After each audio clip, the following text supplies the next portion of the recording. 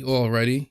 How's it going? How's your day? My name is Chip, and I was in prison before, federal prison to be exact. And today we're gonna watch this video react. I guess that's what they do. But I don't know. I'm just gonna throw in my 2 cents and see, what's what. This one is 5 reactions of innocent convicts set free. That's what the title says. If you can, do me a favor, like and subscribe. Please subscribe to the video. And if you have any questions or anything, put them in the comments down below. Without further ado, let's get back to the video. Or let's get to the video, not back to the video, because we didn't even start. Let's get to the video, all right? Let's get it. Started in 2004 when the Honduran immigrant was accused of killing 2 women. A man who was sentenced to die literally was on death row. So it's the case of this guy named Clemente Aguirre. And if I tell you this story, you'll say you got to be making the up. It can't be true. 14 years, 4 months, That's him. and 19 days. I've been incarcerated. 10 years, 3 months of then in death row. Hey, I can't imagine that, being on death row, 2004, knowing you're in innocent. Altamonte, Florida, 24-year-old Clemente was indicted on charges of first-degree murder and burglary, a crime that he did not commit. From the start, Aguirre Harkin said he found the women dead, that he tried to help, and that's how their blood got on his clothes and his footprints. It was a gruesome crime that found his neighbors, 68-year-old Carol Barris and 47-year-old Cheryl Williams, stabbed to death. I didn't do it. I don't kill nobody. However, despite Clemente protesting his innocence, police decided he was the only possible suspect and he was sentenced to death. In the 14 years on death row, crazy. Clemente never stopped trying to clear his name. I wouldn't. And he wasn't wrong either. As it turns out, Samantha, Cheryl's daughter, prior to the murder, was diagnosed with intermittent explosive disorder. Within inches of the mother's body and in a bathroom where the state argued the killer cleaned up is the daughter's blood, a trail of the daughter's blood going to the bathroom, and then blood on the outside of the daughter's window. And there's in the doctor's notes a few years before this happened where she says to her mother, "I'm gonna kill you if I ever get out of here. I'll kill all of you." Then we find out that she has confessed all over town. We had people coming in all over the place, testifying, affidavits that she said, "I killed my mother and my grandmother. I'll do it to you." And she's bragging about it. Evidence implicating How Cheryl's stupid daughter, can you be? the day finally arrived for Clemente. I do know that nobody believed me back then. No one. Besides my mother, nobody believed me. And I thank you for it. From the bottom of my heart. He holds back tears and immediately heads towards I'd be friends and crying family too, to man. celebrate. But today is a brighter day, a new day, and I got good hopes for the future. It just feels so good to be walking out of This is prison. Devontae Sanford, who in 2007 was sentenced to 37 to 90 years in prison. A horrific quadruple murder that he did not commit. What happened to He Slim's was only eye? 14 years old at the time. Devontae was walking outside his home in his pajamas when he was arrested just 3 blocks away from a vicious crime scene involving 4 people and an AK-47 assault rifle. He was in his pajamas. Devontae was taken to the local police station, where it turns out that the police coerced him into a false confession with the use of leading questions and feeding him facts from the case. To He make was matters 14. worse, his lawyer at the time didn't help by convincing him to enter a guilty plea. His current lawyer had this to say. In the course of their targeting him, they literally fabricated evidence and committed perjury. Yeah, that's what they do, man. To ensure that this young man, that they could get a conviction. But just 3 weeks later, there was another twist in this tale. And that twist came in the form of hitman Vincent Smothers. Smothers was arrested for 12 murders, 4 of which turned out to be the case that Sanford was convicted for. The lack of action from the justice courts got the attention of the Northwestern Center of Wrongfully Convicted Youths, who pushed to reopen the case, which led to Devontae's freedom in 2016. It was a homecoming 9 years in the making. Interestingly enough, Devontae is thankful to one particular person for his freedom. Smothers. He protected me, not the cops. The cops took advantage of me. It's because of this man. You know, some police are just dirty. You know, be at peace. You know, they want to get promotions and whatnot. Wrongfully incarcerated may have taken its toll on Sanford, who found it hard acclimatizing back into regular society.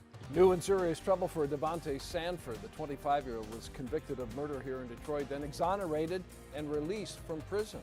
He was arrested for assault in 2018. Sometimes you take habits home there was no from prison. To take the heat.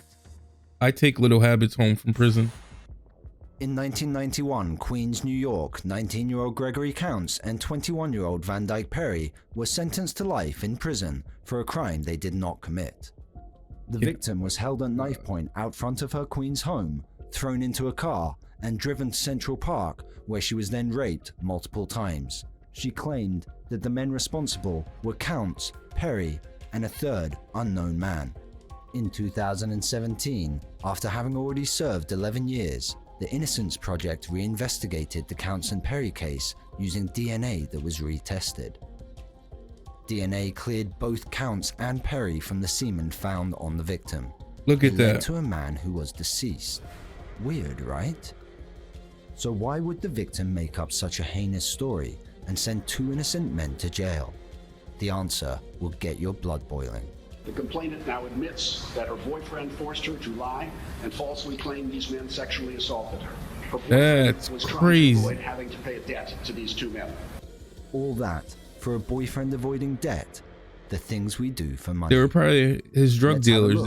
He didn't want to pay him. Hearing the sweet sound of freedom echoing throughout, they do their best to hold back their emotions. All because of a debt. Although they are free and reintegrating back into society now, it's clear that this horrible, unjust story will haunt both these men for the rest of their lives. It's never going to be over. The reason why, because it's tormenting my life and it's my past. 1993 in New Jersey. 22-year-old Tito Marino was murdered in his video store, another gruesome death by stabbing. Eric Kelly and Ralph Lee were both convicted of a crime they had no connection to. The whole story was put together by police using coercion and a sketchy eyewitness. They then used those statements against Lee, and that's how they nailed their conviction. It wasn't until once again the Innocence Projects got involved in their case. Innocence Projects coming through. And the state has just dug in their heels ever since. They refused to investigate this other person, refused to talk to him, didn't look into his history, and instead are just, blindly clinging to this conviction at all costs. Lee was released after 11 years. However, it wasn't until 2018, after having spent 24 years in prison, 11 years and 24 years, his freedom after new DNA evidence was presented to the judge in court. Wow. Therefore, in light of the foregoing reasons, the motion to file a both sentence count 3 of Oh yeah, I'd be happy. Interestingly enough, we find Judge Joseph Portelli in full Karen mode. Karen? What does that mean? It's not a moment of choice, it's a moment of justice, okay? It's not something to celebrate or not celebrate. We're not sure about you, but freedom after 24 years of wrongful incarceration seems like a pretty good reason to celebrate. Heck yeah. See, that judge, he hasn't been locked up, so to him it ain't nothing. Didn't let this dampen their moods. Both were hungry, high in spirits, and thankful for everyone that had played a part in their release.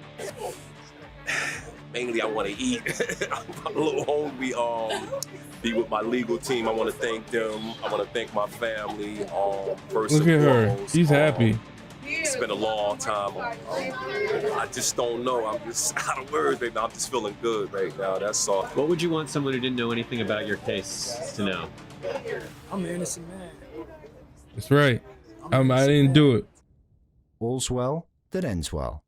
For now. Right, in the case of People versus Juan Ignacio Catalan, is that your true name?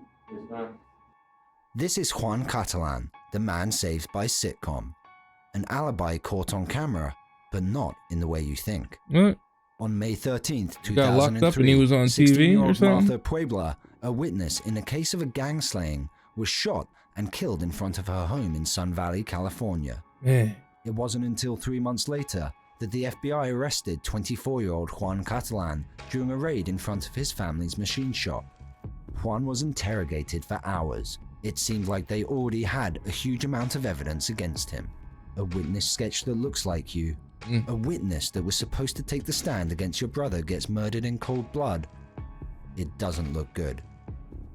But Juan consistently pleads his innocence, telling officers that they're trying to pin this crime on the wrong person.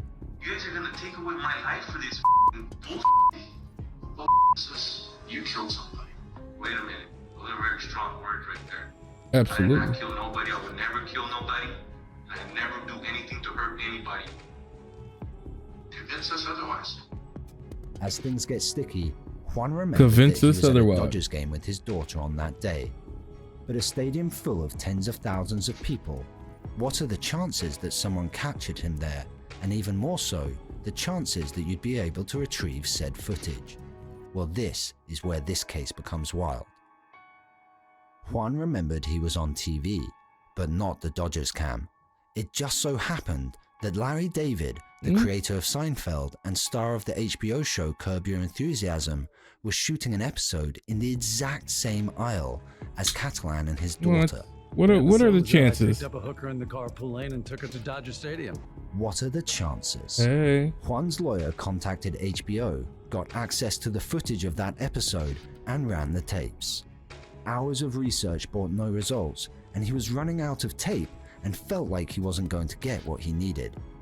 And then, there it was, the once-in-a-lifetime chance of an alibi caught on tape. And I pointed at the screen and I said, that's him, roll that back. This footage, combined with a phone call made to his girlfriend at the exact time he was leaving the stadium, led to his case being thrown out. Hell yeah. Jesus. That's right.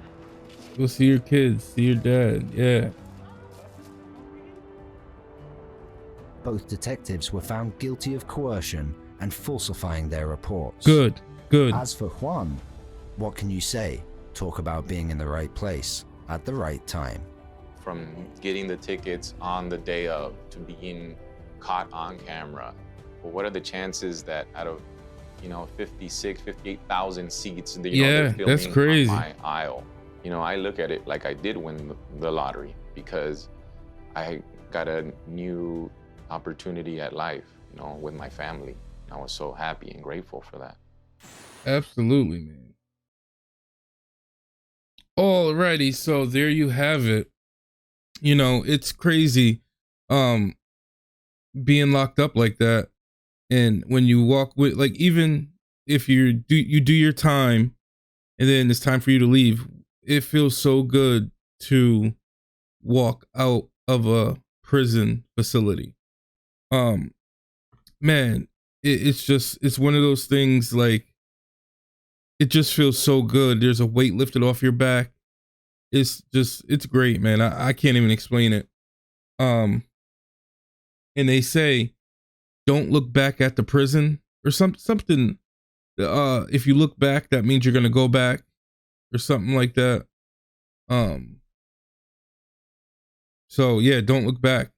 But you guys have a blessed day. If you have any questions or anything, throw them in the comments. Please like, subscribe, and share this if you would like. But till then, you guys have a blessed day, and I'm out of here. Peace out.